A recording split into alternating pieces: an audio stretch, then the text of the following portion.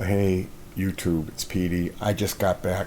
It's like it's after midnight here, and I just got back from seeing Steve Vai. An old friend of mine had a ticket. His loved one couldn't make it. She is, I guess, his wife is an actor in the local theater, and they were. He had bought this fourth row ticket for Steve Vai. So I got this. I just got back from Steve Vai fourth row. Now I was just telling my wife, recanting the events of the evening, and I was blown away by Steve Vai's performance tonight. What I witnessed was no sooner human nor guitar playing. It was a supernatural event. I've never seen anything like this. Steve Vai at the Copernicus Center with his four-piece band. The sound was loud enough to wear an ear protection. I have a little bit of ringage going on. Large visual screen, full screen, rectangular screen behind him, showing different assorted, ranging from trippy computer-generated art patterns to actual footage. It was wisely edited, smart animation, utilizing a VAI logo as well, which, trust me, is branding that's important, but at one point it really worked. The VAI logo did a trick, and Steve was there to accompany the sound effects of this event with his guitar, of course. So, yes, what I witnessed tonight, I would put in the category of seeing a superhero. Okay, I've seen Richie Blackmore, I've seen Jeff Beck, I've seen David Gilmour, I've seen Eric Clapton, and Adrian Belew, I've seen quite a few times. Rob Fetters. Who's the guy from Michigan, Donna? Can you give me more? We saw him do the Fishman demo up the road at Tobias Music. Oh, he's from Wisconsin. Greg Koch. We saw Greg Koch, one of the best guitar players you could ever imagine. I just saw Guthrie Govan.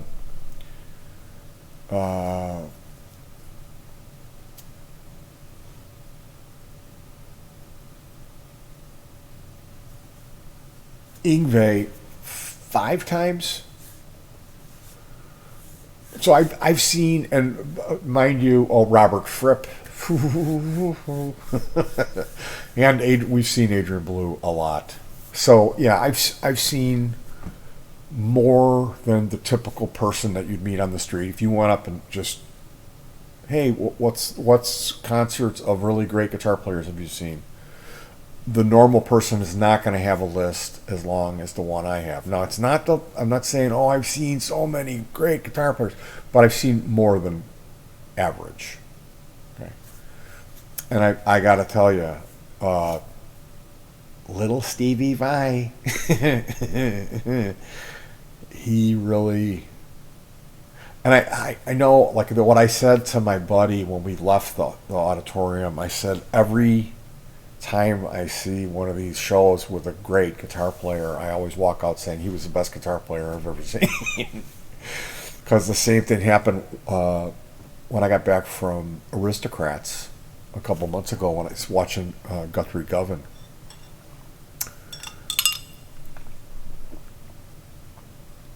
And I talked about this with Jeff. I said, it's just the guy's style. It's just his soul, his personality, the type of thing you can jive with or not.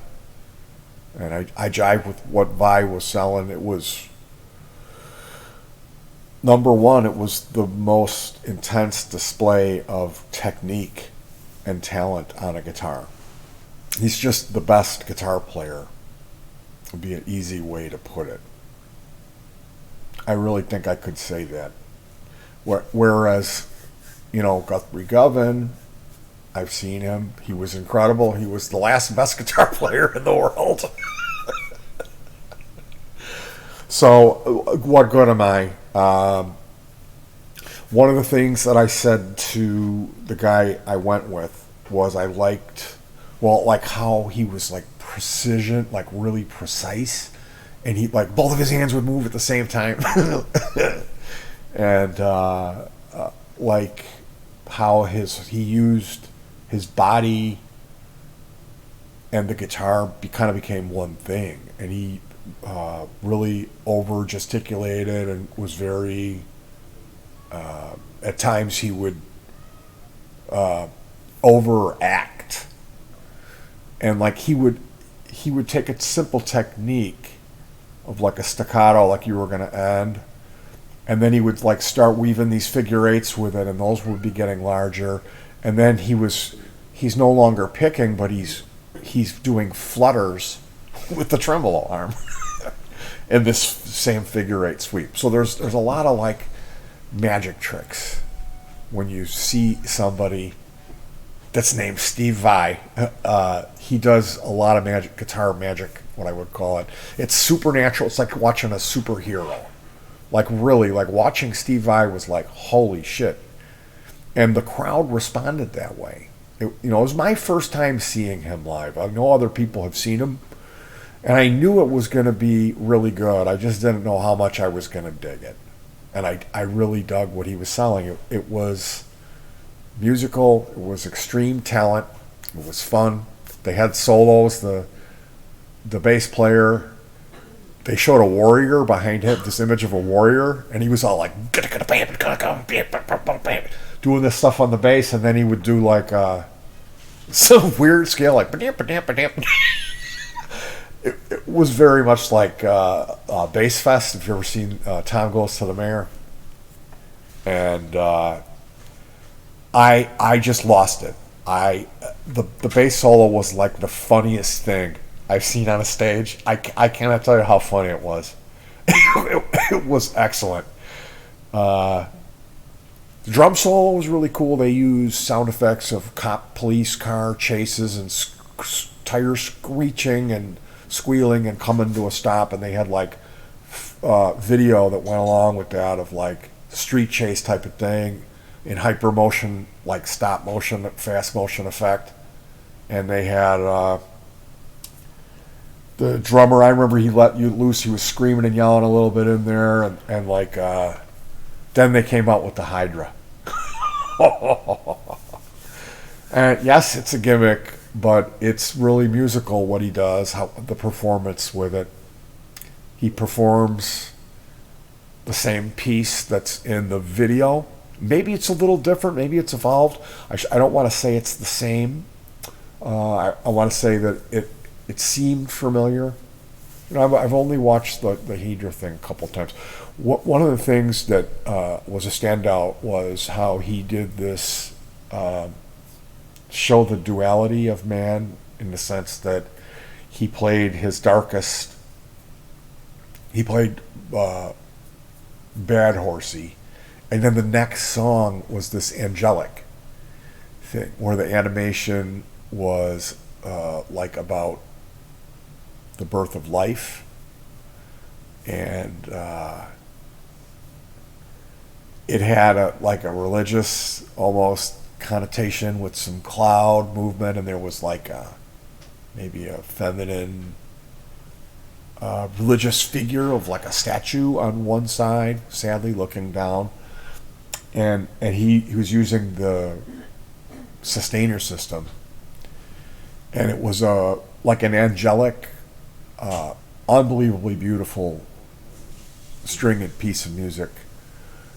Just one of the most righteous and beautiful things, and how he got Bad Horsey out of the way, that evil, darkness, lust, all that machine, is so just greasy and bad.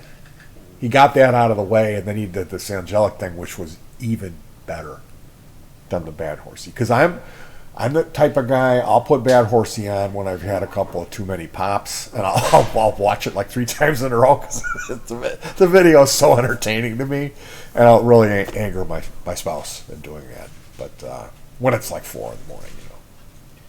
So there was some surprises. I don't want to give it away, but if you haven't seen him, I would twist your arm to go. This is something like, this is unbelievable how good he is, how good the show was, how musical it was, and the mix was great, and they were nice and loud. It wasn't like, oh my God, my ears, they're loud, but it was good enough where the other thing that I want to stress, which I'm probably going to do another video on this, where I'm going to go and read reviews of this tour. Usually I just do a review, but I want to see what other people are saying. Like, are other people saying, like, holy crap, was Steve Vai's concert unbelievably great? I don't know. Is it just me? I mean, I've never talked to anybody that saw him play live. I remember him from Crossroads and his, what was that album? The Martian one, was that him? His first album. I had the cassette. His Attitude song on it. Little green man about 5'2". Is it a Martian album? I don't know. What's Something- Steve Vai's album That's what I'm called? thinking of, the Little Green Men. That's why I said Martian. Yeah. That was really about it. I mean, I don't own any of that music, and it was just something I always wanted to see him live. You know, I suppose I should have. I really didn't want to wreck it. I wanted to go not knowing what I was going to see and see how I got off on it, and my mind was completely blown. It was so unbelievably good. I cannot even tell you how great it was. Steve Vai was like a superhero, like a supernatural thing. He was that good. It was like unbelievable. Like, this is like how people. The only way I could relate this to you is how the stories that I hear about the people that saw Jimi Hendrix play. When I hear about, like, Eric Clapton was just like, oh, I'd throw my guitar away. Embarrassed to show his face in the daylight after Hendrix came around. You know, you hear these stories, and that's like what I'm equating this to. Is it's, to me, I saw Stevie Ray Vaughan. I saw Yngwie Malmsteen 5 times. I've seen quite a few guitar players, and I watch a lot of that content. So at least check them out on YouTube. If you can't make it to the show, become a fan so that the next time he comes around, you'll find yourself with a ticket, and you can go and check it out and see what I'm talking about.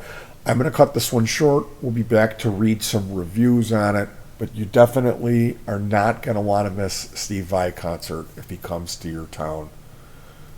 You don't need to go and buy Passion and Warfare, or, like, you know, get a tattoo or listen to all the albums. Just go to the show, and be ready to witness something that you'll be telling your grandkids about. Because that's how it was. Like, when somebody says to me, well, Petey, you lived a long life, you saw a couple of good concerts, who would you say you would want to go see one more time? I probably would say Steve Vai. Probably. But anyway, I'll talk to you guys.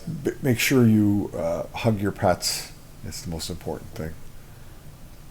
Your pets. Yeah, that's you. Keto, he's been like, he won't come by me. He's too cool for school because Daddy went to the concert. He's running away. I'm like, I want a hug. Where's my buddy? He's just, now he's staring. It's a stare down. You want a treat? He's in. Now I'm in trouble again. Here, buddy. We all know who wears the pants here. So I'm going to cut you guys loose because I want to make another video tonight of reading reviews of Steve Vai shows. This was 15 minutes. I apologize.